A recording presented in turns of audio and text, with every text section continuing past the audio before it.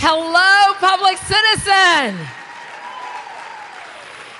I have to tell you, when I walked in the room, I've had a couple of rough days, if any of you have been reading the papers. And so when I walked into the room, I said, oh my gosh, finally I feel some love.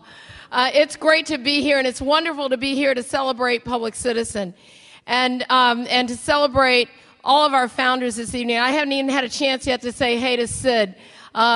Worst Pills, Best Pills, my mother's favorite book. Okay?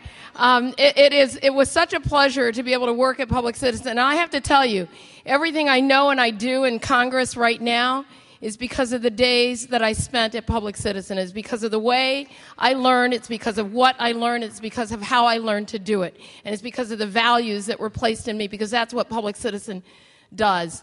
And I looked over and I came over to Ralph, and I thought I was feeling some love. And Ralph said, you may be turning into a little bit of a moderate. So I got to go home and work on that. I have to go home and work on that.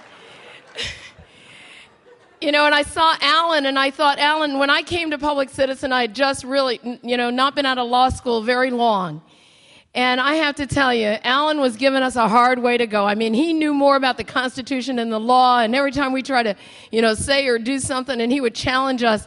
And I have to tell you, Alan, today, those lessons are right there inside my head. Every single time I sit on a committee, every time I'm in front of my colleagues, those lessons come back every day. And so the hard time was like totally worth it. So thank you very much. And I never said to Ralph that when I came to Public Citizen, I was afraid to tell anybody that my first car was a Corvair.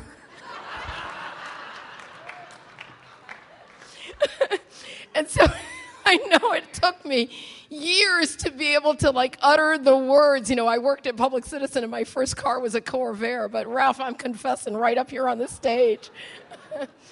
And I cannot say enough about my good friend and, real mentor, Joan Claybrook.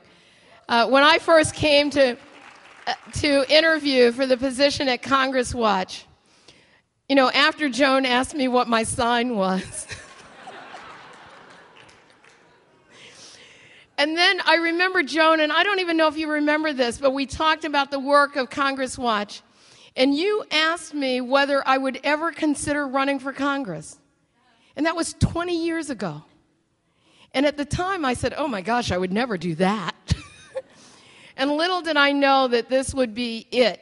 And I think every single day what I learn is that the work that we have to do in Congress is so informed by what happens on the outside. And that the more pressure that we get from the outside, the more pressure that we get from our public citizens is what makes us work more effectively. And I know that now more than I ever did before. I also know, because these last several days have been quite instructive to me, doing a little redistricting and stuff like that, that I thought that I could play this little inside game, and then what I discovered is that I had to expose it. And that was a public citizen lesson, that you can't just play on the inside, that you have to play on the outside, and you have to engage and organize people, and you have to give people a place and a way to speak for themselves. And so I am just so excited to be here to celebrate Public Citizen's 40th, but also to say to you, I could not be more proud than to be part of that alum club. And is it just a club of one in the Congress? Because we got to do something about that. We really do, because I think each of us who've served in different areas in Public Citizen and who've had the experience of working, fighting for people, fighting for justice, fighting for consumers, what we know is that we actually have the skills and the talents that it takes to make public policy that actually works for ordinary people in this country. And that I know that Jim Hightower said, he calls us the Congress critters and stuff, and it makes me itch just to hear that. But I want to tell you something, Jim. I'm from Yanceyville, North Carolina. I know exactly what a hog does in a creek, okay? And so I think that you're right. I mean, we have to clear this out, and we have to restore some sanity to a process that seems very, very distant from people's everyday lives and their experience. And so I want to thank you at Public Citizen. I want to thank you, Sid, and I thank you, Alan, and I thank you, Ralph, and I thank you, Joan. because I think that we have so much to build on.